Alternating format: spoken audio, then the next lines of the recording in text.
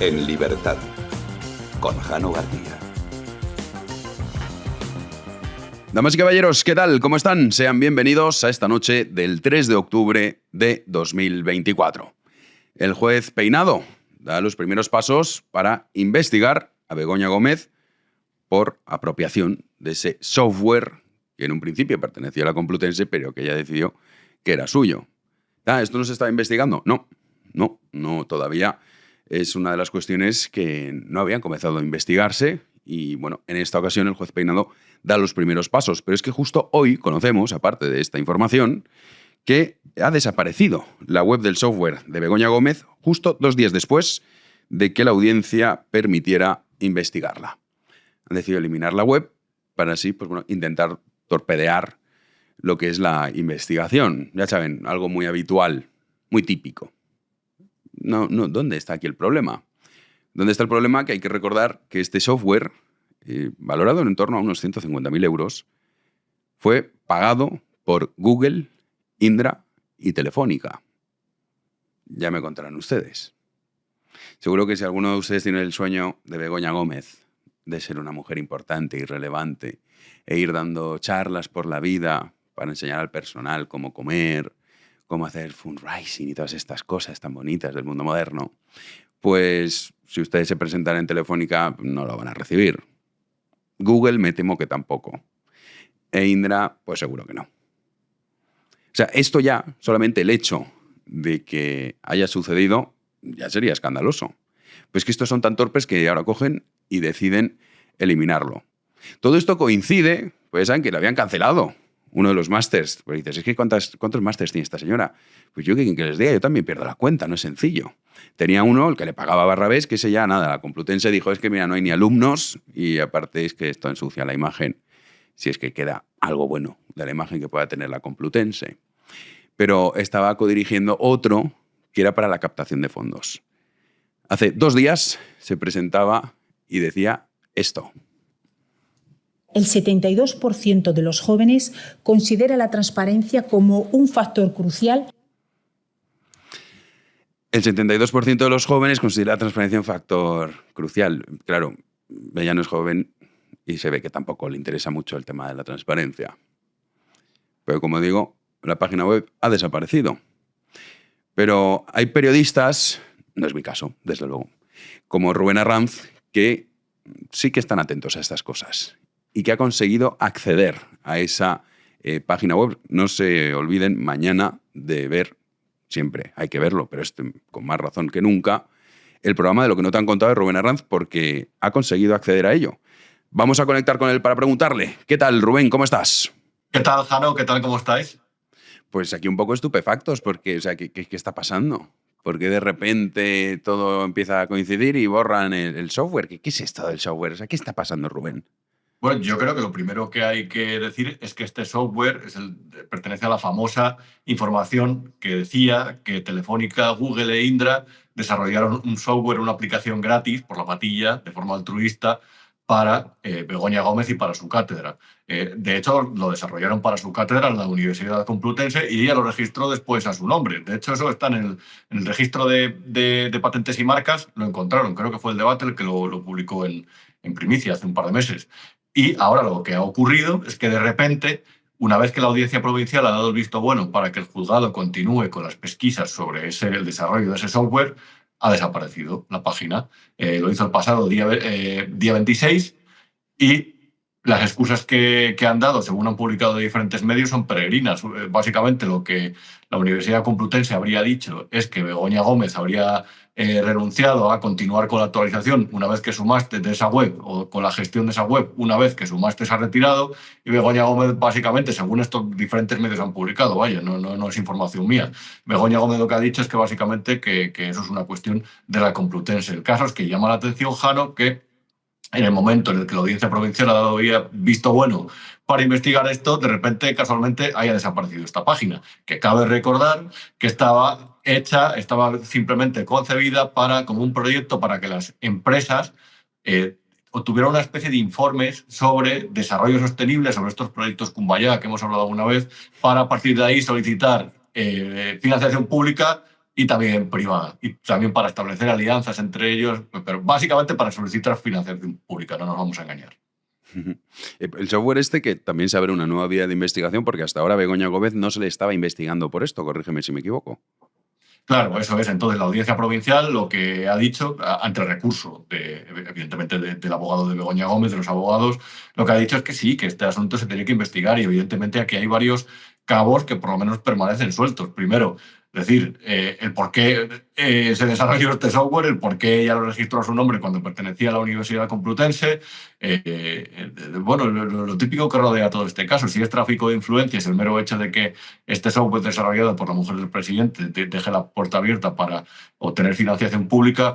Todo este tipo de actividades que parece que se deben a que o no eran muy conscientes de realmente el lío en el que se podía meter Begoña Gómez haciendo estas cosas, o directamente quería influir y no quería permanecer en su posición, digamos, casi de consorte, de persona que no tiene ningún cargo oficial, pero que es la esposa del presidente del gobierno y que evidentemente hay determinadas actividades que o son incompatibles o suponen tráfico de influencias. Porque claro, aquí siempre pende las mismas preguntas. ¿La Universidad Complutense le hubiera dado una cátedra extraordinaria a esta señora, ni siquiera licenciada, si no fuera la esposa del presidente? Telefónica, Google e Indra habían enviado a reunirse a algunos de sus máximos directivos con esta persona si no fuera la esposa del presidente. Se lo hubieran desarrollado por la patilla este software. Yo desde luego tengo mi opinión y seguramente que es igual que la tuya, pero vaya, a lo mejor el juez quiere indagar en eso y tiene todo el derecho y toda la razón, a lo mejor. Pero son como muy torpes, ¿no? O sea, llama la atención que justo sale la noticia de que venga, adelante, vamos a investigar esto y a los minutos borran la web y dices, pero bueno, o sea, pensando que nadie se va a enterar, es que no acabo de entenderlo. O sea, son más tontos de lo que parecen, ¿o qué? Sí, parece un intento de dificultar la investigación. Y la verdad, de una forma un poco chusca. En cualquier caso, en el programa de mañana, nosotros hemos accedido a través de una fuente a la web. Tenemos vídeos, tenemos imágenes, por lo tanto la han borrado, pero nosotros la tenemos. Entonces yo creo que es algo que tiene mucho valor. Y ¿Mañana el programa va sobre esto? Sí, eso es. Mañana nos hemos colado en la web antes de que la borraran. De hecho, tenemos acceso mediante un sistema que no podemos revelar todavía a una copia de la web y que lo que hace es que todavía, yo lo digo porque como comentas que han sido muy torpes, es que han sido torpes a la hora incluso hasta de eliminar el rastro. Pero aunque lo que sean eliminar, nosotros ya lo tenemos registrado y aquí la gente de Igual pues lo va a poder ver mañana. Bueno, o sea que mañana nos enseñas el famoso software de Begoña Gómez. Y además va a ser una cosa, voy a intentar, yo confieso una cosa, no entiendo muy bien todo el vocabulario, es decir, todo este vocabulario marketingiano, ODS, Objetivos de Desarrollo Sostenible, proyectos integradores, etcétera, yo sinceramente no lo entiendo muy bien. Pero vamos a enseñar de qué iba la web y vamos a enseñar alguna cosa que se podía conseguir a través de ella, que a mí me parece un poco raro, pero no quiero revelar mucho más. En cualquier caso, con respecto a lo de hoy y a la cuestión que me preguntabas, han sido torpes. Y yo creo que con esto a lo mejor alguien ha querido intentar torpedear la investigación o intentar borrar rastro o intentar que eso no fuera público, pero lo ha hecho también de forma un poco cutre y salchichera porque realmente es que sí que se puede, todavía de hecho se puede acceder mediante este sistema. Cualquier persona que sepa, y yo creo que en los juzgados tiene que haber algún perito judicial, algún técnico que todavía pueda acceder a esa web. Es que son muy torpes para todo, pero es que solamente hay que escuchar ahora a Begoña Gómez. Claro, es que yo creo que es difícil de entender porque yo creo que ni siquiera ella misma lo entiende, los términos en los que habla. Pero que reitero que estos los conceptos evolucionados de calidad.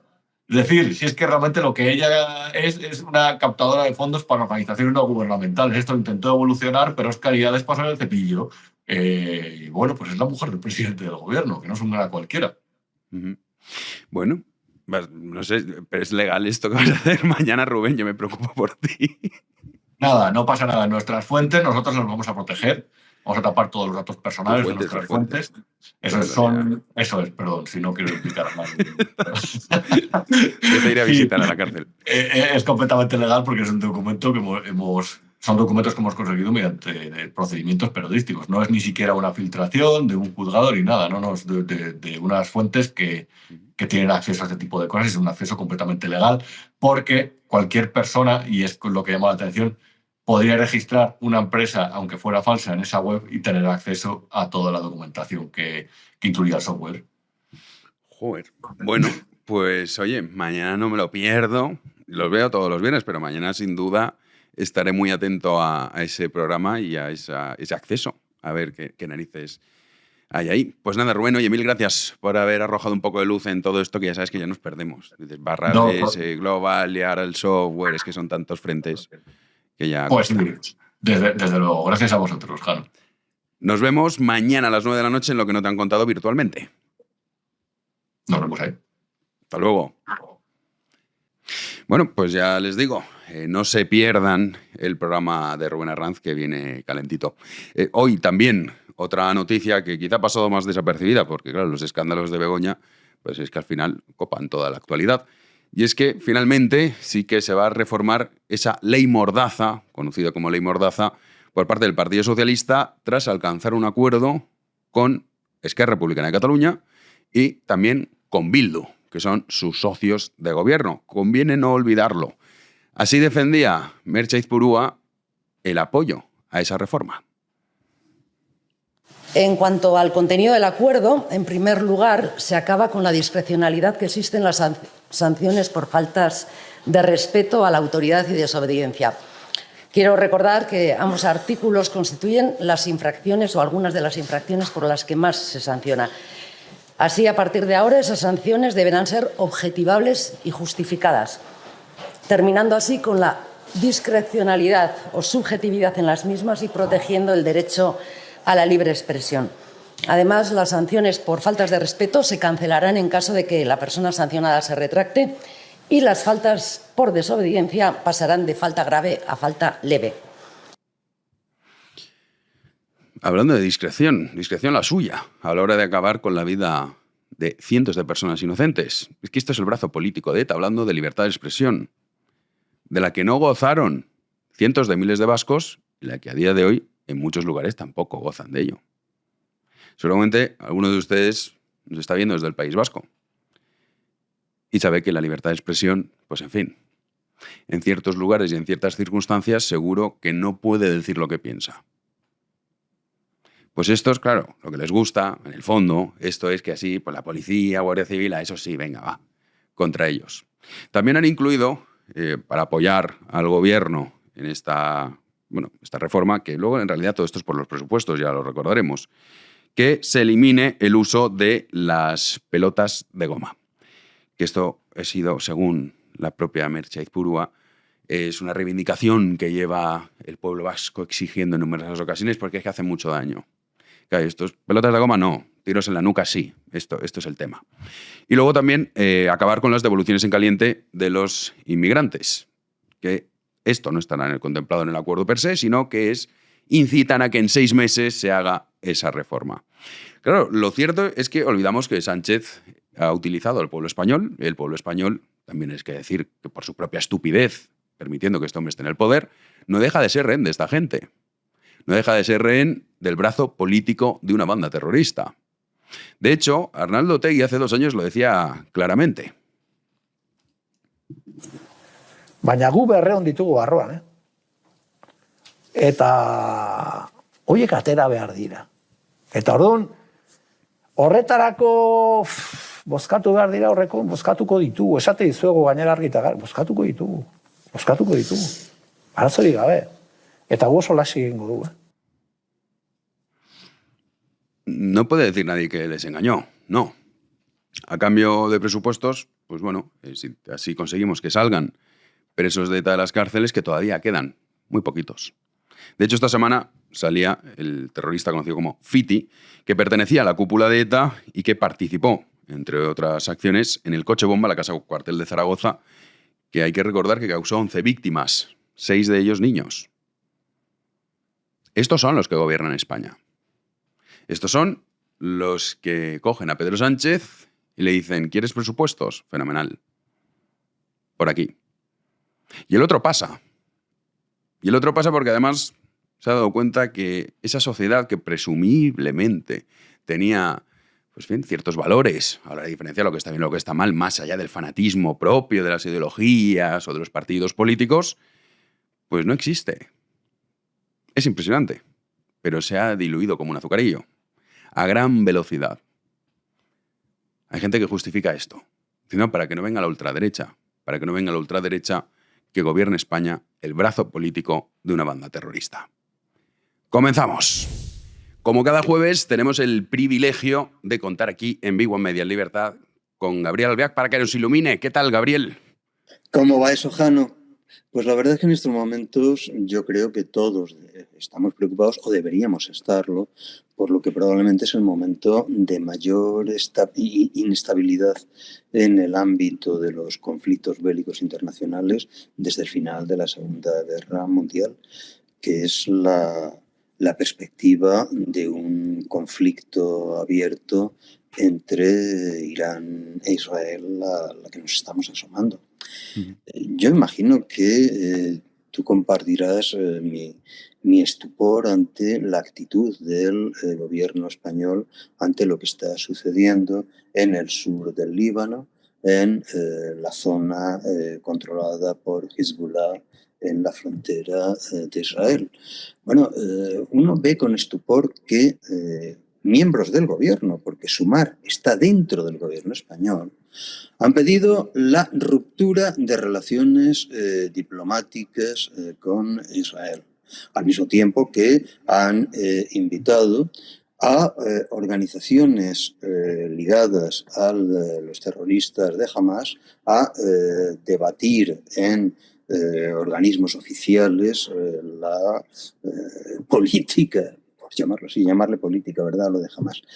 La teopolítica de Hamas. Pero fíjate que eso de algún modo, o sea, que gente como la de Sumar diga los de Paz que diga, o que los diga la gente de Podemos, entra en lo normal. Lo que resulta verdaderamente inadmisible es que un presidente del gobierno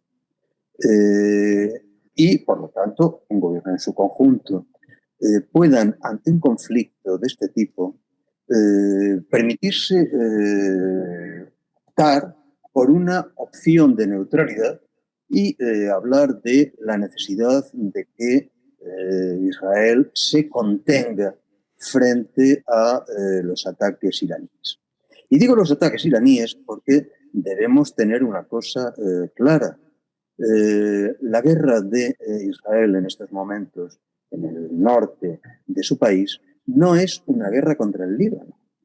Es una guerra contra una zona ocupada por un brazo armado de Irán, que específicamente es una sección de la Guardia Revolucionaria y que no tiene más función que la de, primero, en el momento actual, hostigar permanentemente a Israel y, segundo, llegado el momento, propiciar la existencia de una base desde la cual utilizar el armamento nuclear que Irán lleva años diseñando específicamente, y no lo ha ocultado y siempre lo ha dicho como tal, diseñando para ser utilizado contra Israel. Quizá nuestros encantadores muchachos de Podemos y de Sumar, pero también nuestro aún más encantador presidente, ignoran por completo cuál es la realidad del Líbano.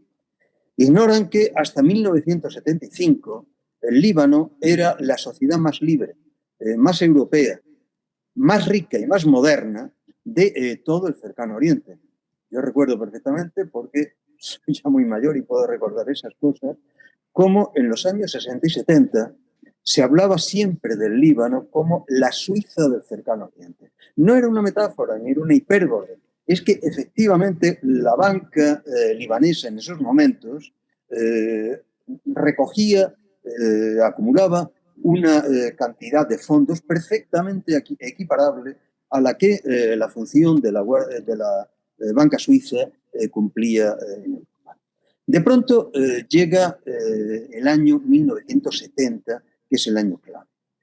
La OLP trata de tomar el poder en Jordania, y como respuesta, el ejército jordano masacra literalmente a la OLP. La OLP no ha sido nunca masacrada por nadie, desde luego no por Israel, en los términos en los que el ejército jordano hizo una política de no hacer prisioneros y de exterminio completo de los guerrilleros de Arafat. De hecho, en unos pocos días, la cifra mínima que se dio fue de unos 4.000 muertos. No hubo presos en esa guerra.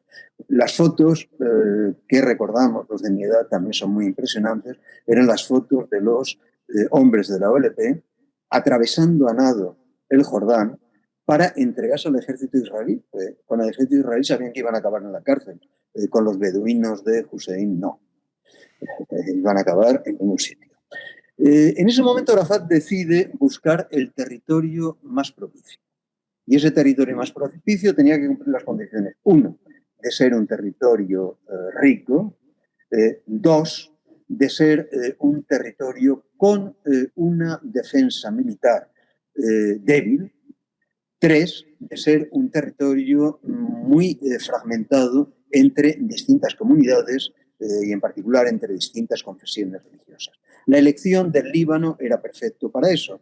La OLP pensó desde el primer momento que, y así lo cumplió de entrada, se podría hacer muy rápidamente con el control completo del Líbano y partiendo ya de la declaración de los campos, de los campamentos palestinos desde diciembre del 69 como zona extraterritorial, es decir, como zona en la que no quedaba bajo el poder, bajo el control del propio gobierno libanés, sino específicamente de la OLP. A partir, digo, de esa plataforma, la OLP procedió a una política de tierra quemada completa en Líbano. En unos pocos años, en apenas media docena de años, el país próspero, el país riquísimo que era el Líbano, se quedó reunido a esto que vemos ahora, es decir, a una ruina completa. Era como si hubiese pasado todo a convertirse en un paisaje de Mad Max, exactamente. Insisto, yo he conocido pues por las universidades europeas de esos años hasta qué punto eran buenas las universidades libanesas, hasta qué punto en todos los grandes congresos internacionales los investigadores libaneses ocupaban un primer plano, hasta qué punto era importante la literatura y el arte en el Líbano y hasta qué punto el Líbano era un país libre y occidental. La guerra terrible, exterminadora que se produjo a partir del 75 tiene un momento límite en el momento de la llegada de los ayatolás al poder en Irán. En ese momento Khomeini descubre algo que es elemental, pero que, hay que decirlo, los iraníes, a diferencia de los palestinos, sí tienen una visión estratégica bien construida y eficiente. Khomeini, los ayatolás chiitas y, a continuación, naturalmente, toda la infraestructura política y militar a su alrededor, conciben la idea elemental de que, 1, el punto débil de Israel, el punto vulnerable de Israel, es la frontera con el Líbano. 2, que para poder convertir esa frontera con el Líbano en una zona de ataque contra Israel, es imprescindible que esa frontera esté efectivamente controlada por fuerzas iraníes, no sencillamente por fuerzas afines, chiitas, más o menos fraternales hacia Irán, sino directamente por unas fuerzas no ya guerrilleras, sino militares, que sean una extensión de la Guardia Revolucionaria. La Guardia Revolucionaria, a diferencia revolucionaria iraní, a diferencia de los distintos grupos guerrilleros palestinos, es una fuerza disciplinada, organizada y moderna.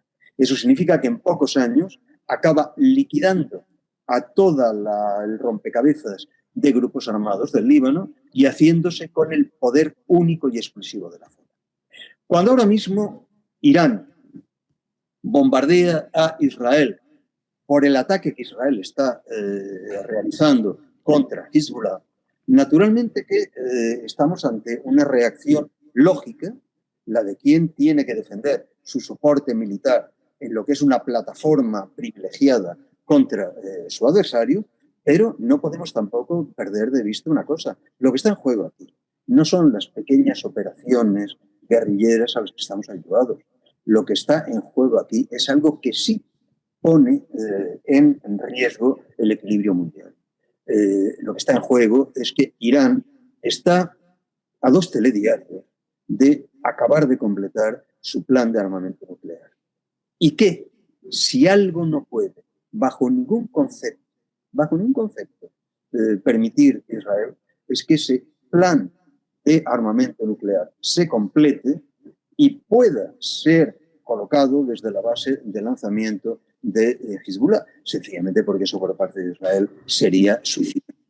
Y no nos engañemos, el suicidio de Israel sería el inicio de una verdadera catástrofe, tanto militar como política, para todo el sur de Europa y, por lo tanto, un cambio completo del equilibrio de fuerzas mundial.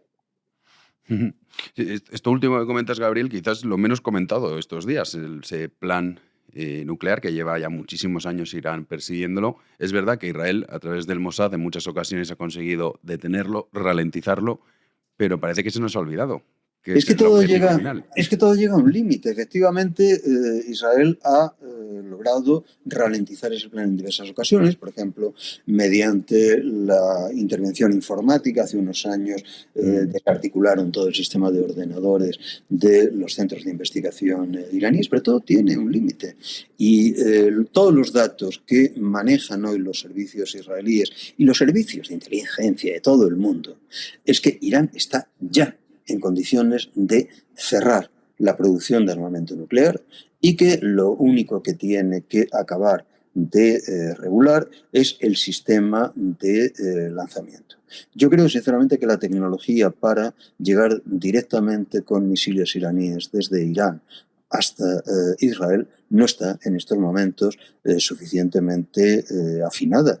Pero es que no hace falta. Es que si tú tienes una base de lanzamiento en la frontera misma norte de Israel, Israel es un estado muy pequeño. Eso no tiene que darse cuenta de eso. Por lo tanto, lanzaderas de proyectiles capaces de colocar cabezas nucleares en la frontera misma de Israel es algo que Israel no puede permitirse bajo ningún concepto, porque supondría, sin más, aceptar su desaparición.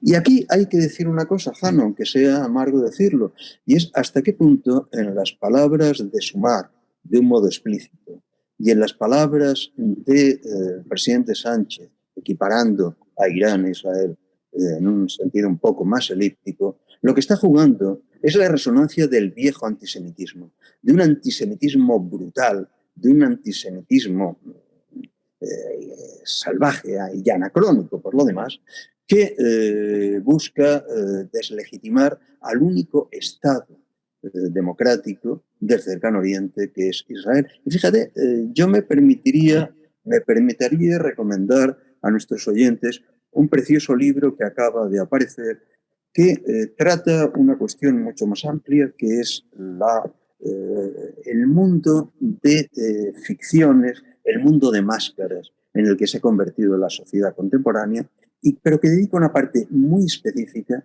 a hasta qué punto el antisemitismo enmascarado se ha convertido en uno de los ejes del pensamiento más suicida de Occidente. El libro es este que tengo aquí, de José Sánchez Tortosa, Máscaras vacías. Acaba de sacarlo la editorial La Esfera. Está maravillosamente bien escrito y yo pienso que no ya quienes se dedican a la filosofía, como es mi caso y como es el caso del propio Sánchez Tortosa, sino cualquier buen lector que trate de entender cuáles son las paradojas del sujeto contemporáneo, estoy absolutamente seguro que va a encontrar un momento de inteligencia, uno de esos raros momentos en los que uno encuentra a alguien que le ayuda a entender el mundo que tiene alrededor. Pues nada, Gabriel, con esa recomendación literaria, Javier Sánchez Tortosa. José Sánchez Tortosa. Vale, José Sánchez Tortosa, Máscaras vacías. Yo me lo voy a comprar, ya lo digo. Y el subtítulo es Delirios de identidad en la era de la impostura digital. Y es eso, es un tratado sobre la impostura. Vale, pues nada, entre todo lo que nos has explicado y el libro, ya pues podemos entender un poco el mundo mejor, Gabriel. Bueno, no tenemos más remedio que tratar de ir entendiéndolo, porque es que ese es el único mundo que tenemos y se nos viene encima de un modo muy feo. Bueno, la semana que viene contaremos a ver cómo ha evolucionado, porque desde luego de estos días vamos a vivir sin duda algunos días muy intensos. Un abrazo muy fuerte, Gabriel. Gracias por estar aquí. Hasta luego. Nosotros nos vamos a las noticias.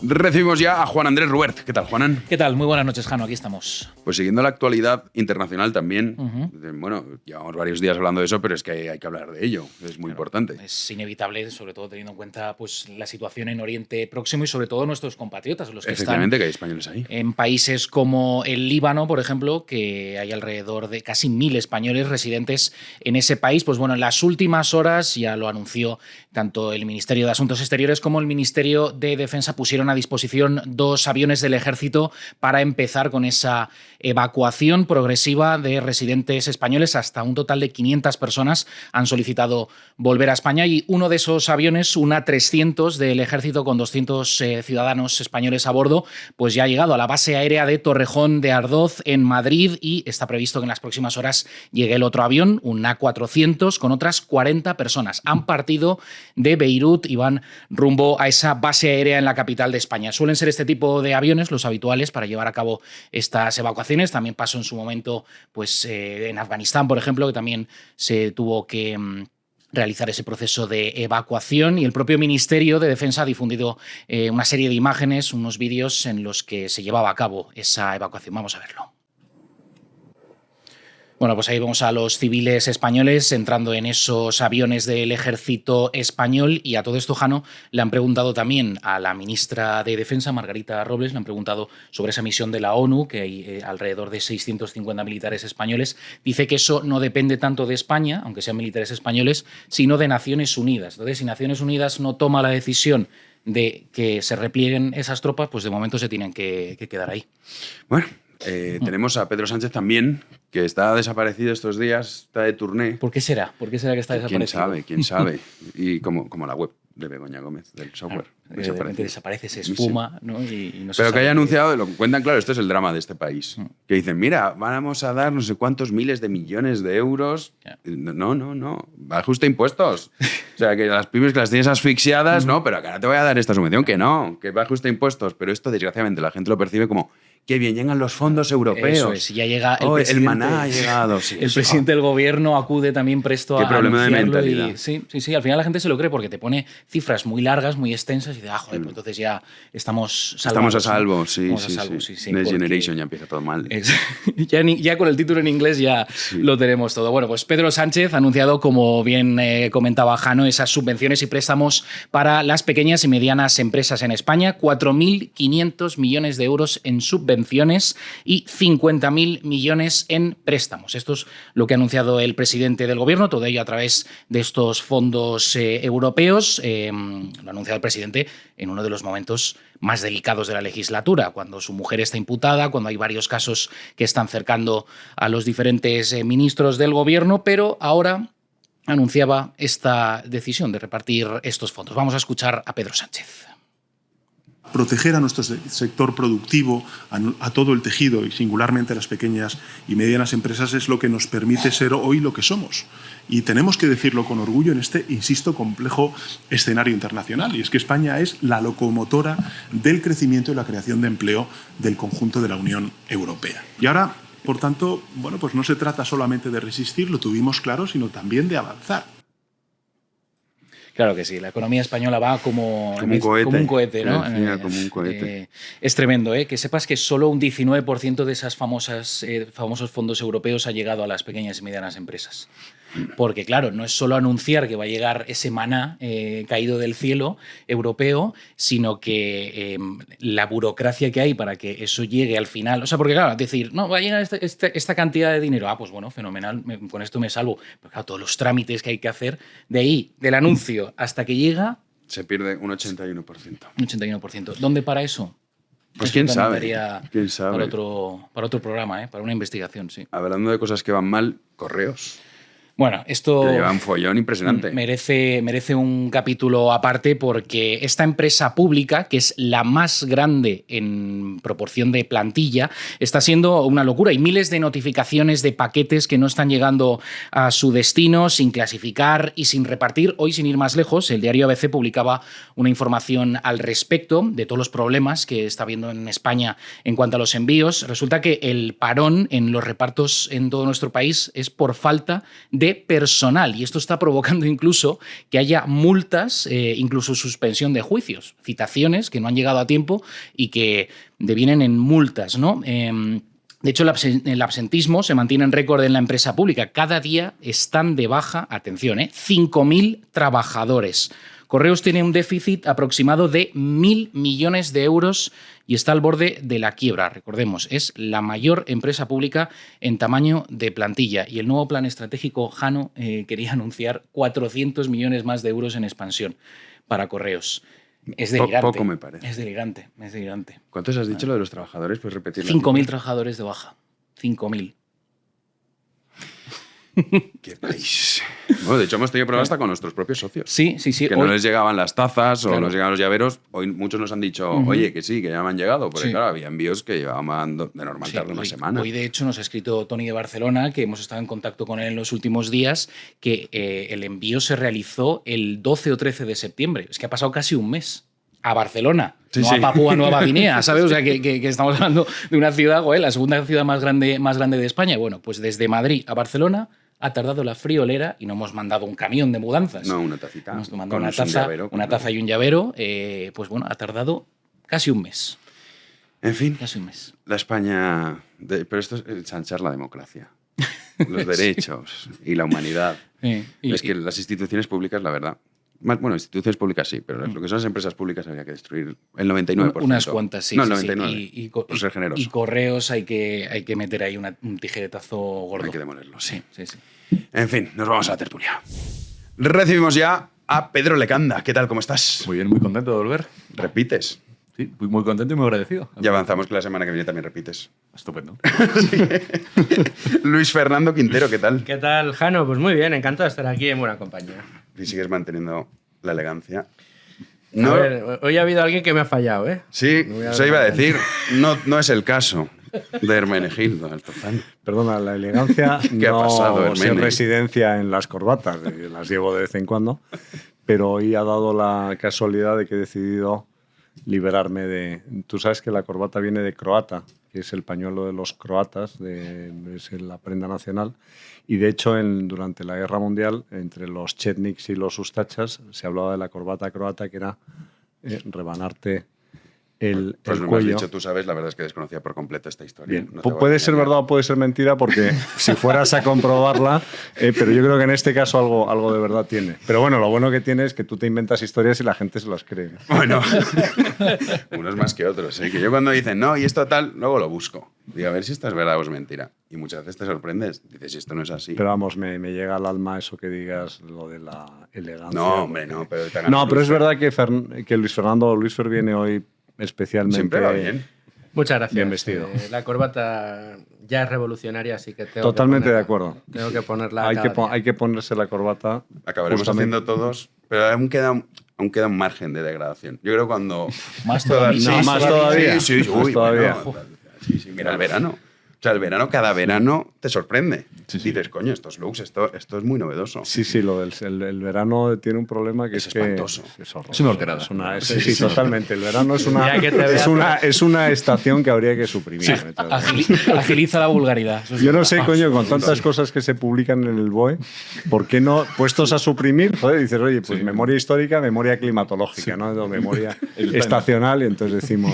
Sí, pues por eso te digo, que cuando lleguemos a ese nivel yo me comprometo a entonces iré como Luis Fer. Pues yo el próximo día que me invitas, si me invitas, vendré con corbata. Vale, a ver si es verdad. Bueno, hablamos de verdad y de mentira. Lo que parece que no hay nada de verdad es en la historia del software de Begoña Gómez, que bueno, ya está más cerca que nunca de ser investigada por un nuevo delito, porque claro, el software lo llevamos escuchando muchísimo tiempo, pero en realidad nadie le estaba investigando. La audiencia ha dado permiso al juez Peinado, que ha empezado ya a preparar, digamos, los trámites.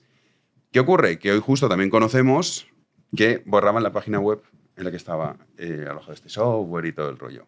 Claro, esto, para el que entienda, sabes que aunque tú borres una página web de internet... Sí, es enternecedor. Sí, pero que dices, o sea, es que son muy cutres. Sí, no. Pero apuestos a ser cutres, pues no sé como José Luis Ábalos. Dices, ese es mi hombre. Dices, mira, yo soy así y esto es lo que hay. Pero no vayas de sofisticado, tío, si no puedes serlo. O sea, es que son peor, Pedro.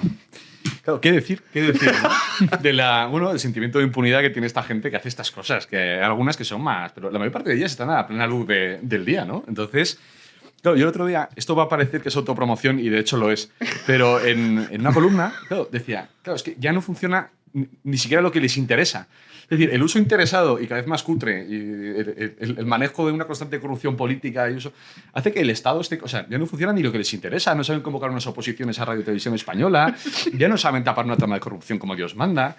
O sea, esto ya es una especie de agotamiento ya de, ¿sabes?, de este gobierno débil que ya no sabe cómo salir del callejón. Sí. Y esto es lo último, lo de la página web de Begoña. Sí, porque lo de Televisión Española lo comentabas. Las oposiciones a Radio y Televisión Española, bien sabido por muchos que toda la vida se filtraban las preguntas, pero claro, es que en este caso decían que se habían filtrado el 85% de las preguntas y a numerosas personas. Entonces dijeron, no, esto no, porque no es lo que hemos hecho habitualmente. Ya es demasiado. Sí, ya es demasiado.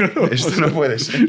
Yo creo que se solucionaría muy fácilmente que es suprimiendo Radio Televisión Española. Es decir, todos los medios de titularidad pública, todas las televisiones autonómicas, las cadenas nacionales, igual que se hizo en su día con los medios de comunicación social del Estado, que se llamaba el periódico Arriba, el diario Marca, que se privatizó, El Pueblo, el Informaciones, pues yo creo que todo eso se solucionaría muy fácilmente si desapareciera la televisión pública, o más que televisión pública, no es televisión pública, la televisión estatal o de titularidad de gubernamental. Es lo que decía Villanueva el lunes, que tuvo una discusión con Luca.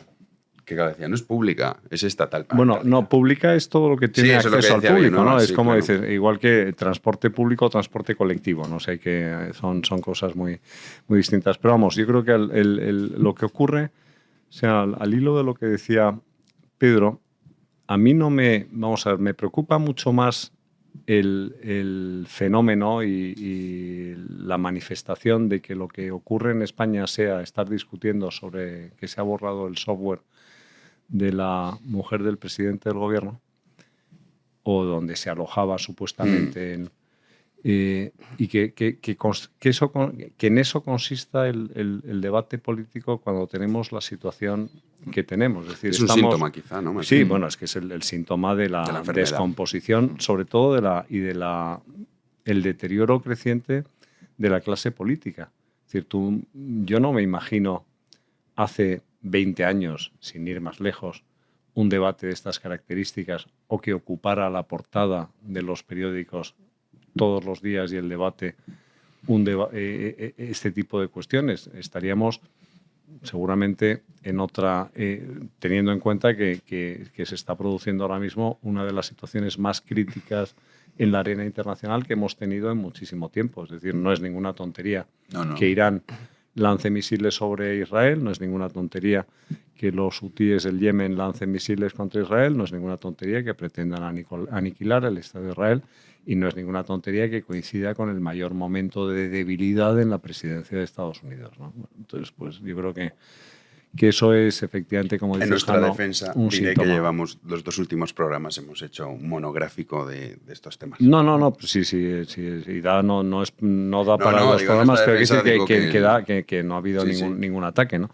Pero que yo creo que es justamente, es decir, estamos en una coyuntura muy seria, estamos en una coyuntura económica favorable, pero que se puede tornar muy complicada si hay un ataque a las infraestructuras de petróleo en Irán, si resulta que hay algún tipo de afectación al flujo de crudo. Es decir, yo creo que es verdad que estamos en tertulias donde las cosas se analizan en 30 minutos, pero no es menos cierto que el tema Begoña ya empieza a ver si de una vez se instruyen los procedimientos, si dejan de atacar la independencia judicial, si dejan hacer a los jueces su trabajo, etcétera. Sí, ¿no? Y entonces, bueno, pues...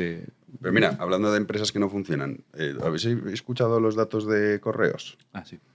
Es que eso no es una empresa. Sí. Bueno, una empresa pública. Claro, por eso no es una empresa. Pública con mayor nivel de plantilla en España.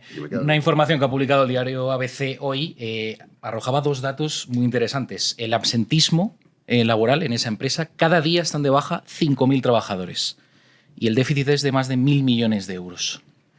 Claro, y tú dices, Hermene, estas noticias a la gente les da igual. No, a la gente... aunque no nos guste, lo cierto es que tiene mucho más impacto a la hora de mover el voto, si es que consigue moverlo, los casos de Begoña Gómez, que todo el resto de informaciones enchufáis que han metido todos a dirigir correo a los amiguetes. A la gente esto le da igual, Luis.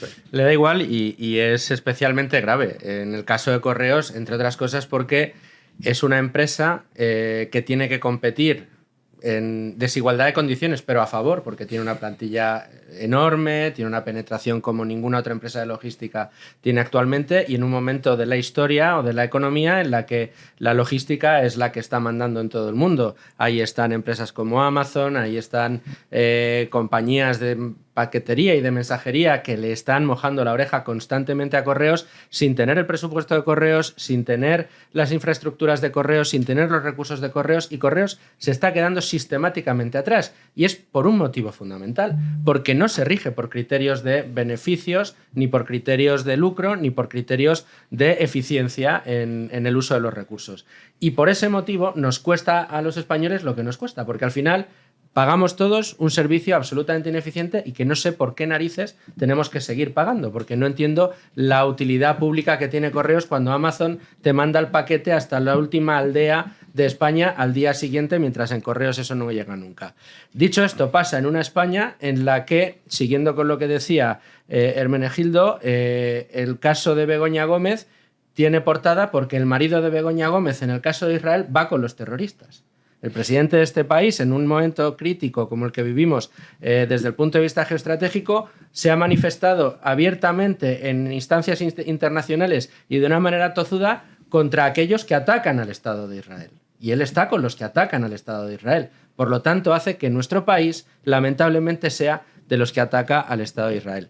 Y ya, por rematarlo, si queréis, con el tema de Begoña y del software, pues hagan ustedes lo que quieran, borren las páginas web que quieran cuando se dan cuenta de que es el juez Peinado el que tiene que capitanear de nuevo ese caso.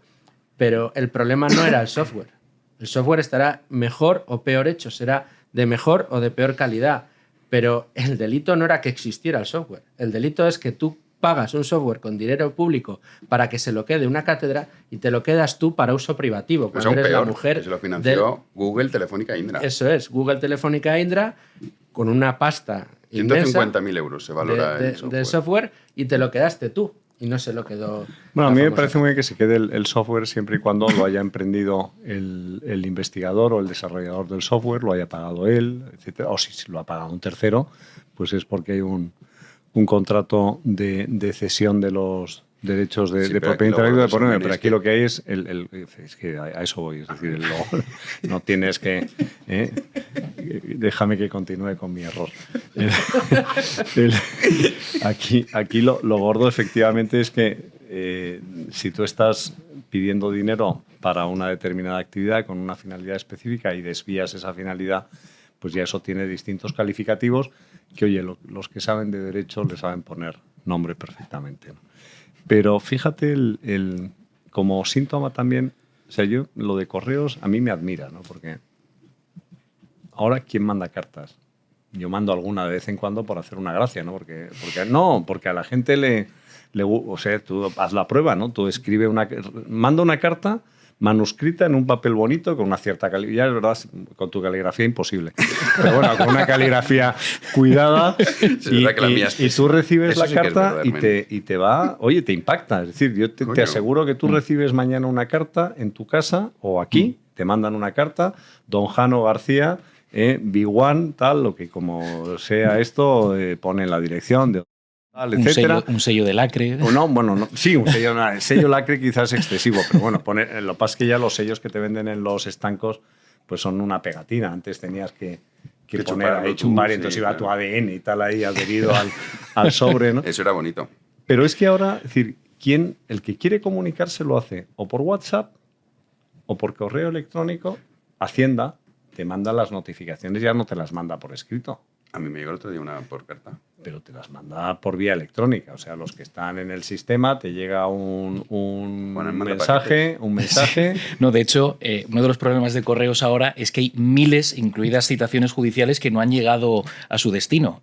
Y eso ha devenido multas. Y se da por supuesto que lo has recibido, porque claro, todo el problema que tienes cuando envías un sobre, cuando la gente dice, es que he mandado un correo certificado. Bueno, tú pruebas que has enviado un sobre, pero no puedes probar el contenido salvo que mandes un burofax, etcétera. Entonces, yo creo que Correos tendría que revisitarse, que tendría y sobre todo tendría que hacer una cosa que yo creo que es que dejar de utilizar dinero público para su supervivencia. En el momento en el que tú cerraras el grifo y dices, oye, si usted no es capaz de aguantar su cuenta de resultados, usted cierra, como le ocurre a cualquier empresa. Correos y llamo otras muchísimas que también tendrían que cerrar. Sí, yo, volviendo a lo de antes, claro, yo estoy muy de acuerdo con Hermenegildo en, oye, que dejen a los jueces en paz, y lo de Begoña, pues será lo que diga el juez. Pero claro, lo primero es, más allá de eso, en una sociedad sana, esto ya debería ser motivo para la dimisión del presidente. Es decir, lo que diga el juez está muy bien, pero viendo estas cosas, es decir, esto ya debería tomar un gobierno. Y ahí está el problema, en clave nacional. Que ellos saben, ellos actúan con una especie de hiperlegitimación, sabiendo que nadie va a hacer nada. Y luego sí, supongo que hablaremos de los pactos con el que va a haber Chale. Nadie va a hacer nada. Sí, no tiene un vamos a coste hablar sobre electoral. Y esto, por ejemplo, sí que creo que es un problema nacional de primera magnitud. O sea, ya no solo es la corrupción o ya no solo es los ataques a la administración de justicia. Es que además por el camino cada vez vemos más que la administración pública es cada vez más disfuncional. Es decir, porque junto a estas noticias hay otras. Yo he visto antes, bajando un momento en un par de periódicos, que 1,5 millones de funcionarios se iban a quedar sin prestación sanitaria o algo así. Luego, el otro día que Hacienda, que habían perdido una cantidad brutal por una actualización de una web de contratos del sector público. Ahora que van a hacer una baja flexible para los que hagan trabajo parcial y voluntario. Es decir, detrás de todo esto, o sea, lo que vemos y Correos y todo, ya es que detrás de la corrupción política, detrás del uso que se hace de las instituciones, detrás incluso de la desnacionalización desde arriba que se está practicando, lo que vemos que afecta al ciudadano español medio es que la administración pública cada vez funciona peor. Entonces, incluso antes de los debates de debería haber o no correos, y esto, por ejemplo, sí que creo que es un problema enorme. Es decir, la sensación de que nadie va a hacer nada, que nadie haga nada y que cada día en España funcione todo peor y nos estamos acostumbrando. Lo tienes con el caso también de Renfe. Bueno, es que hay tantos. Sí, sí. Mira, bueno, pero sí. Solo dos datos muy rápidos de Correos. Correos tiene unos 53.000 empleados en España. 53.000. Amazon tiene 25.000. Es decir, la mitad. Con la mitad de los empleados de Correos y la mitad de las infraestructuras, Amazon es infinitamente más eficiente que Correos. Este dato ya debería ser demoledor y debería ser para que dimitiera el señor presidente de Correos y para que, como dice Hermenegildo, se retirara cualquier fondo público de esa empresa que no es más que un pozo sin fondo para colocar amiguetes, que es para lo que sirve Correos en España. Y luego, otra idea que yo le daría a los directores de Correos, si quieren poner remedio al problema del absentismo que tienen, ¿no? 5.000 bajas al día. Mira, eso es lo que publicaba hoy a veces. ¿Seguro, tío? Es que cuando me lo ha dicho antes me he quedado loco. Es que fíjate, hoy precisamente leía en prensa especializada una noticia que tenía que ver con Tesla y con la fábrica que tienen en Berlín.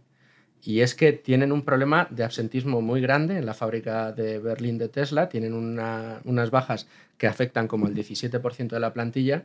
Entonces, los directores de recursos humanos y parte del staff de la dirección general han decidido ir visitando las casas de esos empleados para preocuparse por ellos, ¿no? Claro, pues, para ver si no están bailando en una despedida de soltero y tal. Sí, no, pues estando malos a ver si van a irse a una despedida de soltero. Si van a llevar, entonces, se les va a ocurrir a los pobres irse a una despedida de soltero estando malos. Y... Claro, entonces, aquí nadie tendría que tener ningún problema si todos estuvieran efectivamente enfermos y con el termómetro saliéndole de la comisura de los labios, ¿no? Y en casa, pero... bueno, pues yo dejo ahí la idea, que yo creo que estaría bien. Lo que pasa es que no habría empleados públicos en Correos para visitar a tanto hombre de baja. Es que, Juan, sí que es así. Sí, está confirmado. 5.000 bajas al día. De los 45.000 trabajadores, el 20% son a tiempo parcial. Y 5.000 diarios. Es que yo lo que haría es eliminar todo tipo de empleo salvo el autónomo. Hay que cambiar tanto la película. Una investigación de sanidad, porque 5.000... No, al final es... No, es bajas diarias. El problema que tú tienes es si tú haces... O sea, si tú no asocias al absentismo a una consecuencia negativa, es decir, si ir a trabajar o no ir a trabajar no tiene ninguna consecuencia, la única consecuencia la tiene para los autónomos. Claro. Porque un autónomo deja de trabajar y deja de facturar y deja de cobrar. Pero si tú tienes... Primero... O sea, tienes otro problema también con las bajas médicas, porque no va a haber, hay muy pocos médicos que dicen, oye, ¿para qué me voy a meter yo en un lío, coño? Y decirle que este señor no tiene un problema médico, a ver si luego le va a pasar algo dentro de 3 días. Tengo una demanda o una querella contra mí y tengo mucho más problema que si hubiera certificado que efectivamente es una baja. Luego tienes lo que decía Luis Fer, las bajas fingidas. O sea, bajas fingidas las has tenido siempre, por eso una de las funciones principales de los detectives eran las bajas laborales fingidas. Entonces aparecían esas fotos de, pues en una boda bailando, una señora que decía que estaba coja y tal, ¿no? Pues, todo este tipo de pillería o de picaresca que es muy tradicional en España, ¿no? Pero yo creo que todo eso vuelven a ser síntomas de algo mucho más profundo, que es haber creado una cultura de la dependencia y una cultura de que eso de que nadie se va a quedar atrás, o que el esfuerzo no importa,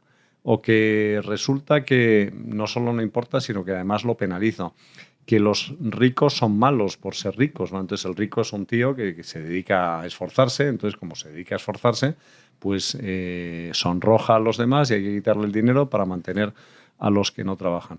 Yo no estoy de acuerdo con lo que decís de las administraciones públicas. O sea, aquí la fiesta va por barrios. Es decir, la Andalucía de Juanma Moreno no tiene absolutamente nada que ver con la Andalucía de la administración socialista. El Madrid de Isabel Díaz Ayuso no tiene absolutamente nada que ver con el Madrid socialista que hubo en los primeros años de la transición. El Ayuntamiento de Madrid con Martínez Almeida no tiene absolutamente nada que ver con la administración de Carmena. Es decir, podemos poner muchísimos ejemplos de administraciones más eficientes o menos eficientes. Y yo creo que cuanto más...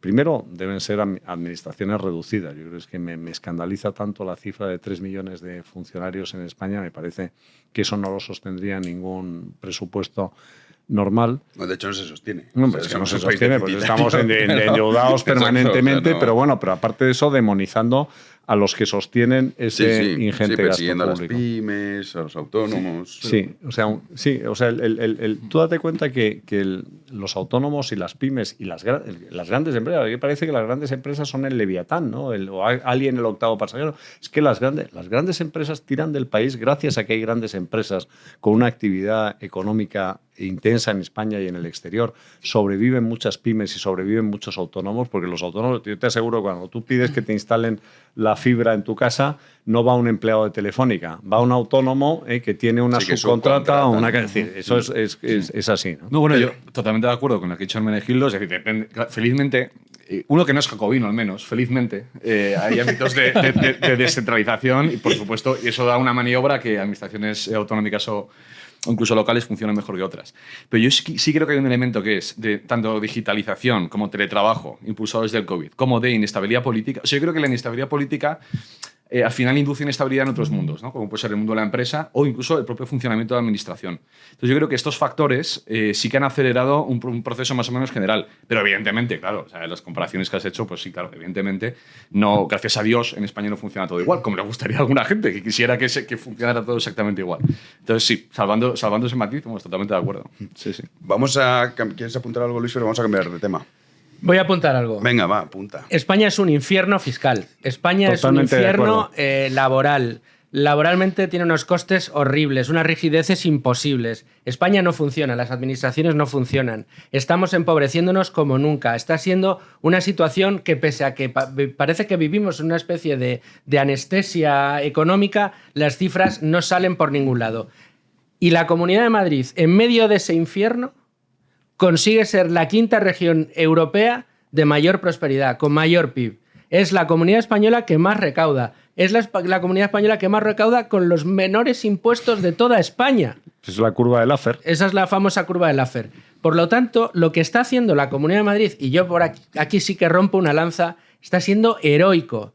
El que sea una comunidad que consigue crear riqueza, que consigue atraer inversiones, que consigue atraer y crear empresas, mientras no hacen más que destruirse en el resto de España y que alejar inversiones, esto es una heroicidad. Totalmente de acuerdo Dentro con un del matiz, contexto. Luis, con un matiz que es que todavía hay muchísimo margen para bajar impuestos. Muchísimo. Hombre, el otro día en la Comunidad de Madrid. O sea, no sabes la cantidad de Claro. margen que hay en la Comunidad de Madrid para bajar impuestos. O sea, que lo que no es consuelo, hombre, es un consuelo menor, pero no es consuelo. Es decir, es que pago menos impuestos que en Cataluña. Joder, Hombre, es que sí. está bien, claro. Sí, menor, bueno, pero- Es decir, pero es que tú no sabes el margen que hay para bajar impuestos todavía. Es decir, yo pensaba hoy, se les llena la boca del problema de la vivienda, a todos. Yo iba por la Castellana esta mañana y veía los nuevos ministerios. ¿pero qué hacen ahí los nuevos ministerios? O sea, ¿por qué no dedicas todo ese espacio a construir viviendas? El Ministerio de Defensa, ¿pero qué pinta en mitad de la Castellana un edificio de arquitectura? En el edificio de nuevos ministerios es donde tiene su residencia Yolanda Díaz. Bueno, sí. De casi 500 metros cuadrados. Todo lo que quieras. Sí. Bueno, no, y me estás sorprendiendo con todos los datos. Sí, pero bueno. Periodismo de investigación. Es una solución habitacional para una señora comunista. Anda que no caben pisitos de 25 por eso te digo, como decía en su momento aquellas, las con las que Defender, ¿no? Pero a lo que voy es a lo siguiente, es decir, el margen, el problema habitacional. Tú dices, tenemos un problema, los jóvenes no pueden acceder a la vivienda, qué malos son los inversores extranjeros que hacen subir el precio, qué mala es la especulación. Y luego resulta que tienes un impuesto, que es el impuesto de transmisiones patrimoniales o el IVA, es decir, donde te cobran por comprar una casa. Digo, oye, ¿pero por qué? O sea, ¿por qué tengo que pagar por comprar una casa o vender una casa? ¿Por qué tengo que pagar el IVA por comprar una casa? ¿Usted quiere favorecer el acceso a la vivienda? Pues empiece por abaratar en lo que de usted depende, que son los impuestos, ¿no? Sí, vamos a cambiar de tema. Hablando de impuestos, es verdad que lo que tú apuntabas, que a mí me parece muy bien, y estoy de acuerdo que en la situación en la que está España, por eso van contra la Comunidad de Madrid, se nos pinta que esto es Luxemburgo.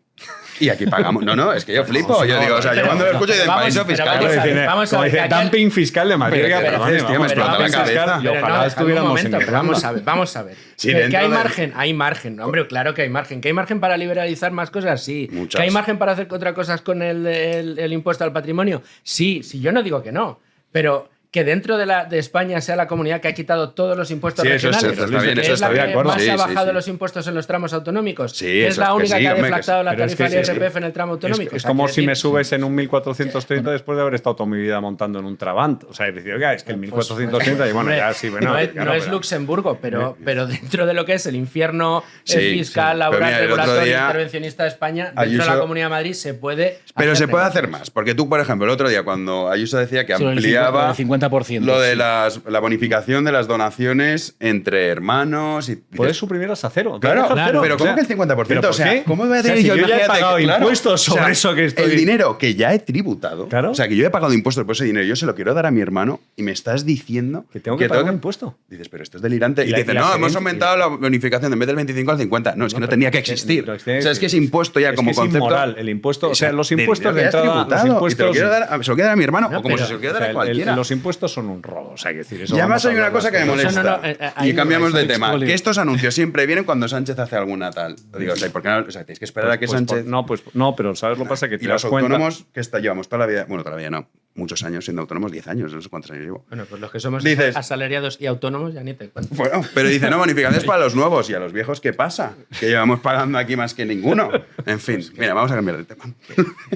Juanan, vamos con ley Mordaza. Sí, ¿cómo lo llaman? La conocida como ley Mordaza, sí, vale. Que fue una ley aprobada por el Partido Popular en la época del gobierno de Rajoy, que ahora, llamada Ley de Seguridad Ciudadana, que ahora tras el acuerdo del actual gobierno con Bildu, pues se han retocado ciertos aspectos de esta ley que incluyen la prohibición de las devoluciones en caliente en las fronteras, la eliminación progresiva de las pelotas de goma como material antidisturbios y además se suavizan las sanciones por falta de respeto a la autoridad y desobediencia. Cabe destacar que esta norma no quería derogarla al gobierno ni cambiarla, pero como hay que aprobar unos presupuestos, pues han decidido ceder ante Bildu. Jon Iñarritu, que es diputado de los herederos de Batasuna, hablaba precisamente de las pelotas de goma y les prometo que no es mentira, decía que en el País Vasco han sufrido mucho con esto. Vamos a escucharlo. Las pelotas de goma por material FOAN, pues ya ha habido personas que han perdido órganos y ha habido personas que han estado a punto de perder la vida. Por eso tendría lógica, y en Cataluña se ha hecho, que en el hipotético caso de que fuera ese material el que lo sustituya, que ya digo, no somos nosotros ni nosotras quienes fijamos qué material debe ser, que no cause daños irreparables. Las pelotas de goma En fin, esas han sido las palabras de lenguaje Iñárritu. Inclusivo. Eso sí, estos son los de por disidente, pero con lenguaje inclusivo. Pedro. Yo, en general, lo hablamos otro día en este programa, intento cultivar un sano cinismo que me mantenga en defensa propia de las cosas que... Y luego hay algunas cosas que me enfadan de verdad y esta es una. Es decir, aquí enfadarse en público es de muy mala educación y queda muy feo, no lo voy a hacer. Pero que la izquierda Berchale se haya en la segunda legislatura de este señor, normalizado hasta ser un socio de gobierno, hasta estar por la puerta de atrás en el Consejo de Ministros, pactando la ley de seguridad ciudadana. Arnaldo Otegi. Es decir, llegamos a esa situación, a mí, o sea, digamos, ya digo, concita unas iras que voy a intentar contener y decir lo siguiente, que es, se puede decir un millón de cosas, ¿no?, sobre esta ignominia. Una de ellas es por qué, y lo empezaba a apuntar antes, se ha conseguido normalizar en España, decía Berchale, como socio de gobierno sin coste electoral. Entonces, a mí me llama la atención la relación de esto y el plan de acción democrática, que es donde se ha apuntado de esto, ¿no? O sea, el Partido Socialista, y esto viene de tiempos de Zapatero, esto no es una cosa de Sánchez, esto ya estaba in nuce en la política zapaterista de bloques, hace una división del país que funciona electoralmente, que esto más me preocupa a mí, en progresista, demócrata, bien, y luego está la derecha, que es, digamos, el reservorio de todos los males, ¿no? Entonces, Bildu es un partido progresista para esta gente. Es decir, por mucho que haya quien se empeña en decir no, la izquierda de verdad en realidad es republicana y centralista. No, la izquierda española es esto, señores. La izquierda española es esto. Y Bildu es un partido que está en el bloque progresista y por tanto es legítimo. Y en España es más legítimo ser progresista, aunque seas de izquierda, Berchale, aunque tu secretario general se niega a condenar a ETA y más bien todo lo contrario, que si estás en la derecha. Entonces, hay que hacer política, yo creo que teniendo en cuenta esto. Y creo que esto es lo que significa este pacto, que toca la ley de extranjería, que toca, como lo que apuntaba Juanan, la autoridad de los agentes. Hay que recordar el contexto de la ley que se llama la Mordaza, Ley de Seguridad Ciudadana, que yo no estoy seguro, porque no la he estudiado, no estoy seguro de estar de acuerdo en todos los detalles, pero hombre, que había una justificación para una ley de seguridad ciudadana cuando se hizo es evidente. Y que, ya digo, que esto es un paso hacia que directamente forme parte del gobierno de España. Entonces, hasta aquí puedo leer. Vamos a ver, vivimos en un país en el que hacer periodismo va a estar perseguido, hacer justicia va a estar perseguido. Y sin embargo, ¿a quién se protege? Pues a la gente que tiene delitos de sangre, que es con los que se pacta la Ley de Seguridad Ciudadana, la gente que hace enaltecimiento del terrorismo, la gente que vitorea a los asesinos de los vecinos de ese pueblo, la gente que rompe los escaparates de los tenderos que pueden ser sospechosos de sentirse españoles, pero es que más a más, es que protegemos a la gente que ocupa casas, protegemos a los inquiocupas, en España se protege a determinadas personas, se saca y se libera de la cárcel a los violadores. Y la gente que nos dedicamos a trabajar, a tratar de llegar a fin de mes, a tratar de hacer nuestro trabajo de la manera más profesional posible, que pagamos nuestros impuestos, somos los perseguidos si nos dedicamos a determinadas actuaciones. Y no únicamente a profesiones que tengan que ver con el periodismo o la justicia, porque aquí se persigue a las eléctricas, a quienes se les ha grabado con un impuesto especial, y se persigue también a las actividades financieras, porque también se les ha grabado con un impuesto especial. Es decir, España se está convirtiendo en el paraíso de los delincuentes. Aquí, si tienes delitos de sangre y lo has hecho por el marxismo y la independencia del País Vasco, tienes una medalla para el señor presidente del gobierno. No es que seas progresista, es que tienen más derechos que todos los demás. Y aquí los que estamos perseguidos somos los autónomos, los asalariados, la gente que trabajamos, que intentamos llegar, insisto, a fin de mes, porque en este país ya llegar a fin de mes debería ser para premio. Y si podéis ahorrar e invertir un poco, ya ni te cuento, pues estos somos los que estamos perseguidos. Y esto es una vergüenza. Bueno, yo tengo, fíjate, sentimientos encontrados con las leyes de seguridad ciudadana o las leyes, porque, por un lado, a mí me da... Yo me resisto a aceptar que haya una especie de marco o de vía libre o de manga ancha a unos cuerpos policiales en un momento determinado, porque el cuerpo policial se debe al que gobierna en cada momento. Es decir, la policía no tiene por el mero hecho de ser policía una especie de presunción de virginidad y que son ángeles de la guarda a pesar de que los ángeles custodios son sus patronos.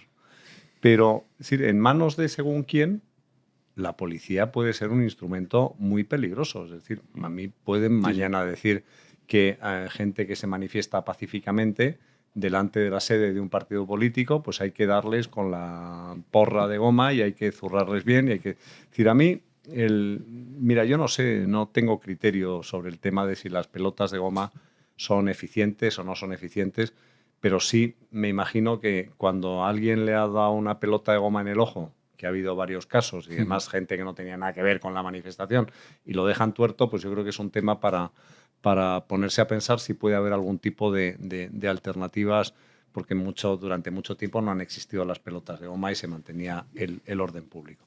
Yo creo que sí tiene que haber un marco jurídico para que dé efectivamente seguridad jurídica de saber hasta dónde puede llegar una actuación de un policía, etcétera, pero no debe servir de ese marco de manera ilimitada. Dicho esto, en este caso concreto, Aquí da igual, si esto es un problema de táctica, de tacticismo, esto es pura cuestión de situación, esto no es un problema de convencimiento, de convicción sobre si la ley de seguridad ciudadana es buena o es mala, igual que la ley de amnistía, si es que me da igual, si es que no tengo criterio sobre si es bueno o si es malo, si es que objetivamente da igual, porque lo que se trata es de negociar y de alcanzar una situación con unos socios que además Pedro Sánchez no lo tiene tan mal, porque él les habla siempre de la alternativa, de decir, oye, vosotros elegís, no vais a estar nunca mejor que con el Partido Socialista, porque la alternativa es un gobierno del Partido Popular con Vox o con quien den los números. Y yo no veo, salvo, decir, es que no termino de verlo muy bien, una alternativa que se conforme, que sea fácil el salto ahora mismo de alguno de los socios actuales del gobierno o de los que apoyan al gobierno en sede parlamentaria, que den el salto hacia el otro lado. Es decir, yo no veo al PNV cambiando ahora mismo y apoyando una moción de censura, como hizo en su momento con la moción de censura contra Mariano Rajoy. Yo no veo a Junts per Catalunya pactando con el Partido Popular, por muchísimas razones. En el caso del PNV, por una obvia, que es el gobierno vasco, que lo apoya el Partido Socialista. En el caso de Junts per Catalunya, porque mezclar, aunque ideológicamente puede haber ciertas similitudes con el Partido Popular, la mezcla es imposible ahí. La única esperanza es la pelea cainita con Esquerra Republicana de Cataluña y que en un momento determinado no tengan mayoría parlamentaria suficiente. Pedro, y luego tú, Luis Fer. Sí, yo, en una línea parecida, yo siempre he criticado la fascinación de la derecha española por los uniformes. O sea, hay veces que lo de la policía, la Guardia Civil, hay gente que ideológicamente es pro Guardia Civil y policía, y eso a veces es, hombre, pues cuidado, porque claro... Son instrumentos. Yo digo, yo no sé si estoy a favor o en Los contra... guardias de asalto en la República iban uniformados, ¿no? Entonces... Sí, por eso, yo no sé si estoy a favor de la ley de seguridad ciudadana, sí que sé que estoy absolutamente en contra de que se reforme así, y con esta gente. O sea, eso, y entonces yo, pensando políticamente la cuestión, y si entrar en la ley si me parece bien o mal, estoy en contra de que esta gente tenga acceso a reformar una ley como esta. Por cierto, que no sé si lo habéis visto, que Miquel Huesa denunciaba, claro, han excarcelado a 2 etarras con el visto bueno del Partido Socialista vasco, la Fiscalía no ha dicho nada, por Fiti, que pertenecía a la cúpula. Claro, entonces dices, claro, o sea, están ya, o sea, es un punto ya de no solo traicionar a la nación, que a mí ya me parecería mal, a sus propios compañeros de partido, pero de manera congruente con un desarrollo que, ya digo, nos lleva a una situación política, pues eso, muy complicada. Entonces yo, si entrara a la ley, estoy en contra de la reforma. Porque no concedo legitimidad a quienes están proponiéndose reformarla. Pues eso es lo vergonzoso de todo esto. Y es que el gobierno la semana pasada, Marlaska dijo que no se podía reformar la ley y ahora de repente se puede reformar esa ley. Y llevaba bloqueada muchísimo tiempo por eso. Cuando te diga un ministro de un gobierno de Pedro Sánchez que no se puede hacer algo, es la mayor prueba de que se va a hacer. No, y por eso no salía, es lo que decía Hermenegildo también, que ya se están peleando. De todas maneras, respecto a la posición de Junts, mucho ojo, porque da la sensación de que Junts vive mejor a la sombra del árbol de Sánchez, pero claro, a la sombra del árbol de Sánchez, Junts se está desinflando como un soufflé en Cataluña, que es donde quiere, para Sánchez, crecer. Entonces, la única vía, o mucha gente dentro del entorno de Junts, al menos, hombre, por Dios, que esto es lo que sustenta España. Encima, por favor, es una metáfora. Y hablando de Cataluña, donde ya no los dejan allí, ¿no? Pero la única vía que se entiende dentro del entorno de Junts que tienen ellos para poder recuperar otra vez fuerza es volver a la trinchera. Y la única manera de volver a la trinchera es permitir que en el gobierno nacional haga ya un enemigo contra el que luchar y en el que proyectar todos los complejos que ellos tienen y poderle ganar de nuevo la mano a Esquerra o a algún partido socialista. Claro, es que el PSOE ya se ha comido a Esquerra. Bueno, no, es que tuvieron hay que echar un poquito la vista atrás. Ahí hubo un personaje nefasto para Junts o para Convergencia, que era que fue Artur Mas, ¿no? Artur Mas en un momento dado pues la lió. Y entonces, cuando empezó el tema de las corrupciones. Sí, porque en Barcelona, en Cataluña había funcionado siempre una cosa que era la derecha catalana votaba en las generales al Partido Popular y en las autonómicas votaba a Convergencia, a CiU. Entonces era pues una cosa que dice, oye, ¿tú a quién votas? Yo al PP en las generales y a CiU era algo normal. En el momento en el que se tiran al monte, se envuelven en el turbante talibán independentista, se cogen de la mano y forman cadenas de no sé cuántos kilómetros para hablar de la independencia, pues ahí se produce un divorcio Y es la situación en la que estamos. Es decir, la peor tragedia que tiene Junts ahora mismo es que no va a poder volver a recuperar el poder político en Cataluña. Es que no le van a dar los números nunca, porque tiene justamente por el lado de la izquierda el voto, lo que se llama el voto españolista o constitucionalista, que lo ha acaparado el Partido Socialista, el Partido Popular creciendo, y ahí tiene esa pinza. No va a volver a haber voto españolista que votaba a Convergencia y Unión en las autonómicas. Que vuelva, es muy difícil que vuelva ese voto a Junts. Y yo tampoco descartaría que Puigdemont en algún momento se lo quiten de encima. Bueno, que esa es puede otra, ser. O sea, que también, en la política uno se amortiza muy rápido. Ya bueno, acuérdate quién se acuerda ahora de Carod Rovira. ¿Quién se acuerda de Ibarretxe? Ibarretxe, Dani Ibarretxe, Carod Rovira y tal, que con Maragall. Bueno, una cosa. Sí, bueno, es que no saben ni quién son la gente. Muchos dirán quién. Incluso, bueno. Aparte, a las derechas nacionalistas burguesas les acaba pasando una cosa, que es que ese voto acaba recalando en opciones más radicales. Cuando tú empiezas a subir la tensión de ya separarte de... ¿Cómo se llama la chica esta de Ripoll? ¿Cómo se llama? Alianza Catalana. Silvia, sí, le pega un mordisquito. Silvia, no me acuerdo del apellido. Pero luego eso suele acabar por la izquierda. Es decir, acaba siendo Bildu, te acaba reemplazando la opción izquierdista, porque está más radical. Y acaba siendo un nacionalismo paradójico, pues un nacionalismo que odia la cultura local. Es decir, que la izquierda berchale, la cultura tradicional vasca, pues da igual, eso es otra cosa. Es que tú prefieres el original a la mala copia. Es decir, puestos a ser independentista, oiga, es el que de verdad lo es. Usted ha sido un tibio, ¿no? Para cerrar tenemos pregunta de uno de nuestros socios. Así que, sin mayor dilación, la vemos ahí en pantalla para que la podáis leer vosotros, porque es pregunta para el programa En Libertad. Nos preguntan, en este caso, Ricardo Montero. ¿No ven grandes similitudes entre el primer ministro canadiense Justin Trudeau y Pedro Sánchez? Ambos empezaron con el mote de guapos, discutible. Ambos subieron los impuestos y aplicaron pésimas políticas económicas, esto es cierto. Ambos idolatran la Agenda 2030, cambio climático y la ideología woke, también. Ambos son... Momento, por favor.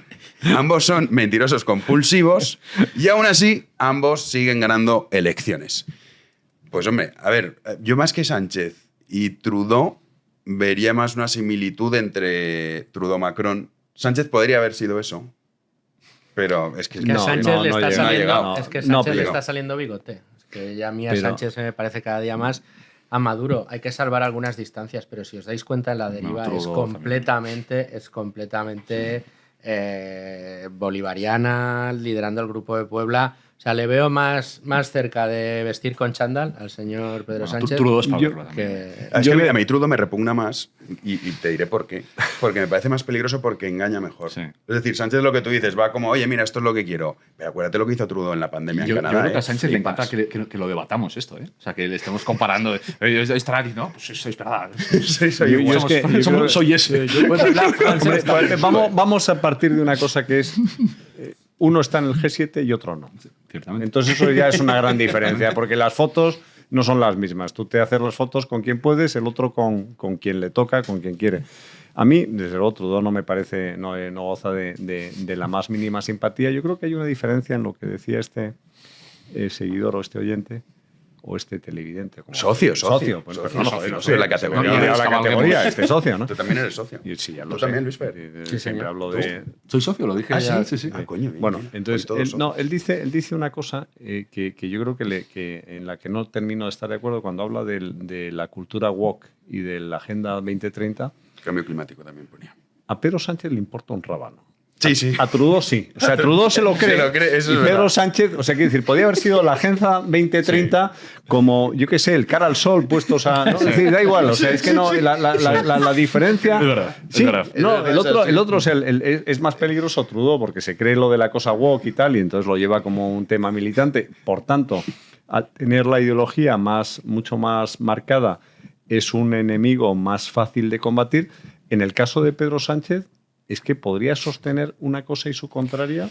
Sí, no, que si mañana te dicen, oye, tienes que aplicar la política de los Chicago Boys. Neoliberal, los Chicago Boys, y aquí vamos a ir a un tema monetarista y tal, etcétera. Sí, si mañana tuviese que, yo qué sé, derogar la ley de la violencia de género, lo haría. Pedro Sánchez me recuerda mucho, o sea, yo creo que no hay que irse ni a Maduro, Es José Luis Rodríguez Zapatero. Sí, es el zapaterismo. Es una continuación del versión zapaterismo. 2.0. Versión mejorada, José ¿no? Luis En Rodríguez, cuanto a por lo eso, malo, sí. 2.0, o sea, es decir, es evolucionada. Evolucionada, o sea, es decir, es una elaboración más perfeccionada en algunas cuestiones. ¿Una consecuencia lógica?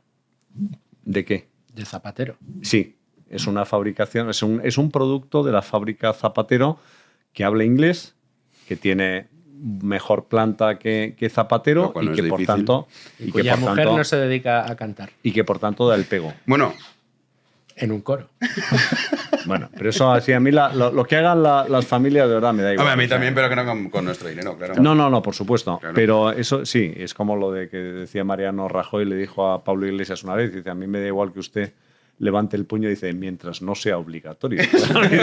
Pues esto es lo mismo. Sí, es así. Para acabar tengo que anunciar, que ayer lo dije mal con Fresneda, que el sábado, si quieren ustedes torturarse y dicen no sé qué hacer este sábado por la mañana y quieren pasar un sábado terrible, estoy en el CEU con Julio Llorente y Anairis Simón en la calle Isaac Peral 58, en el Salón de Actos del Colegio Mayor San Pablo, en Madrid, a las 11:45. Este sábado. Se llama esto Verdades que cuentan contra la cultura de la mentira. Bueno, pues no sé qué nos vamos a inventar. Pues muy bien, pues nada. Sí, yo no sé qué nos inventaremos. Yo diría que la verdad es te la que hay encontrarás en, ahí con en una la- plaza de toros. Es el único resquicio que queda de la verdad. Te encontrarás con la muchachada entusiasta. Bueno, no, si quieren venir. Ya les digo. No, si seguro que irán, Hombre, ¿no? entiendo que tendrán planes más interesantes que escucharnos a nosotros tres hablando de la Pues no te verdad y creas tal, tú, ¿no? ¿no? Bueno, pues si quieren venir, ya saben. Pueden acudir, calle Isaac Peral 58, este sábado a las 11:45. Ahí estaremos Julio Llorente, Anairis Simón y servidor para darles la turra. Y para terminar, gracias a los socios, en este caso Carlos de Segorbe y Ana de Talavera de la Reina. Segorbe. Sí, Castellón. Castellón, ¿no? sí. Cerquita de Valencia. Ahí hay todavía, movidas, ¿no? En Segorbe a mí me suena que Y había son algo muy aficionados romano, a los toros. No, pero había algo particular, ¿no? Un teatro o algo así romano. me lo En estoy inventando. Segorbe, espérate, nos van a matar, ¿eh? Sí, sí. No Lo que- pongas en si algo hay. Sí que podemos decir que ahí son muy aficionados a los toros. Sí, la zona de Castellón. son En muy Castellón, bueno, aficionados. toda la zona de la Comunidad Valenciana, por supuesto. Es que a mí algo de Segorbe no suena nada de Segorbe. Los espía a todos, ¿no? Segorbe, parque acuático no. Segorbe Vas que... a ver un parque acuático, era una ruina. No he tenido el inmenso placer de estar en Segorbe. Mira, No, pues, bueno, es mira, si hay preciosa, cosas. Acueducto medieval de Segorbe, Sí. Santa Iglesia Catedral de Segorbe, que mola un montón. Pues mira. Pues no sé dónde está lo de que me inventa eso romano. Bueno, hay cosas. Ahí está el Museo del Aceite. También, por si queréis. Si quieres un fin de semana, puedes ir a Segorbe. Pues aprende aquí. Claro, para que veáis. Para que veáis. Tendríamos que venir aprendidos porque hemos quedado absolutamente fatal, sobre todo con los de Segorbe. No, no, estamos haciendo una promoción fenomenal. Somos non gratos en Segorbe. No. La Casa Castillo de la Estrella. Lo que tienes que hacer es llamar al Ayuntamiento de Segorbe y decir que, organizar oye, que un programa se haga allí. Claro. Lo incluiría en el título del programa de hoy de alguna manera. Primero entérate de qué color es el alcalde. ¿El alcalde? ¿El alcalde de qué es? Joder, El no alcalde sé, de no Segorbe. sé, Pero ya ponlo ve. ahí, que pondrá bien. A ver, Seguro en alcalde, Google te venga, dice que de va. dónde es Tú el eres de por ahí alcalde. cerquita, ¿no? Bueno, por lo menos, más o menos. Es de los primeros pueblos de la provincia de Castellón, estará como 40 kilómetros de Valencia. Alcalde o alcaldesa. Mari Carmen Climent García. Ahora lo que hay que saber es de qué es. De Pelip, seguro que no. Del PP. Del PP. Climent. Alcaldesa desde el año 2023. Bien. Se afianza como alcaldesa. Mayoría absoluta, sacos. Pues nada. O sea que deben estar contentos. Si te sirve, Jano. Escribe una carta manuscrita. Mira, mándale una carta. Por a la correo, alcaldesa mándalo por Climent. correo. Por Segur mejor. Si te sirve, yo creo que la primera vez que vi toros fue en Segorbe, que me llevó ¿Ah, sí? mi padre allí. Yo en Requena. Sí.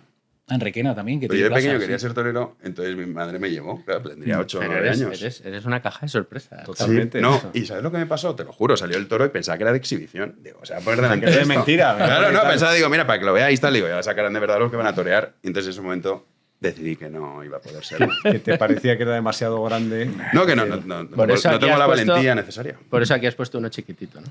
Hombre, pues esto es molón, ¿eh? No, pero está Esa escala. Es así. Pues mira, voy a tirar por ahí la conferencia. La Por verdad, la- en el siglo XXI está en una plaza de toros. Y a ver qué sale. Muy bien. Tienes ahí ¿Cómo se llamaba la música callada del toreo de José Bergamín? Bergamín, Es un sí. Sí, señor, maravilloso Bergamín. libro. Mm. Sí, es Que acabó en posiciones dudosas, pero que era un buen escritor. Sí. Es cierto. Nos vemos, querido Pedro, semana que viene. Muchísimas gracias. Luis Fer, mil gracias por estar aquí. Un placer, Jano. Y si quieren seguir escuchando a Luis Fer, lo pueden hacer con el nuevo programa. Venga, haz un poco Ahí de promoción. estamos, con ánimo de lucro Promocionar tu todos los despacho. días. ¿Qué dices? Perdón, espera, que acabe la hace promoción. falta. Que no se Déjame que escucha. termine la promo. Sí. Con ánimo de lucro, todos los días de 12 a 1:30 en la sintonía de radio, en streaming, en directo en YouTube, por todos los días. ¿Tú quieres promocionar tu despacho? No, yo quiero promocionar el programa de Luis Fer porque soy uno de los analistas a los que llaman. Es uno de los Encima, ¿no? analistas de cabecera. Oye, entre tú y Llamas nos habéis quitado todo nuestro plantel, nos lo habéis llevado. Y ahora voy a hacer... Sí, somos complementarios. Exacto. Eso es tráfico de influencias. Aquí no hay ningún tipo de solapamiento. No, nosotros creemos en el libre albedrío, el orden espontáneo. Y hablando en de la libre cooperación. albedrío, yo quería promocionar el programa de Luis Fer y el Menegildo. Y este domingo, ¿hay taberna ilustrada o Sí, hay taberna sí, ilustrada? sí, lo comentamos. Con... Vean la taberna ilustrada. Ahí está él. Claro, Sí, ¿eh? sí. Vale, que Buena veas. autopromoción esa, ¿eh? Juanan, el domingo también hay una sorpresa ¿Ah, sí? relacionada contigo. ¿El domingo? Por la mañana Me acabas de pillar un poco... no has hecho un vídeo. Ah, bueno, vale, el bueno. vídeo. Es que pensaba que era extra laboral el tema, es verdad. No, es no. verdad. No, yo qué sé, digo, igual un evento o alguna cosa que no... es verdad, Bueno, es a verdad, ver, super hay vídeo. toros, pero no. Esa, la cuestión es que estrenamos un nuevo formato. Ujú, sí, señor. Ya verás. No, Qué bien. no podemos ¿Ves? decir... No podemos decir más. Más, vale. Permanezcan atentos a sus pantallas. Es que claro, me ha hablado del domingo y el domingo estoy felizmente de descanso descansas. dominical, es el día del Señor y yo... Muy aburrido. Héctor Menta, mil gracias por estar una semana más soportándonos. Claro, es que el pobre se come todos estos programas. Si los tiene luego que... Y encima luego lo tiene que editar, lo tienes que escuchar dos veces. date cuenta. Imagínate, pobre hombre. Es tremendo. Así que nada, mil gracias. Y mil gracias a todos ustedes por habernos acompañado. Nosotros regresamos el lunes, Dios mediante, a las 9 de la noche, aquí en Libertad, en Big One Media. Muchísimas gracias por estar ahí.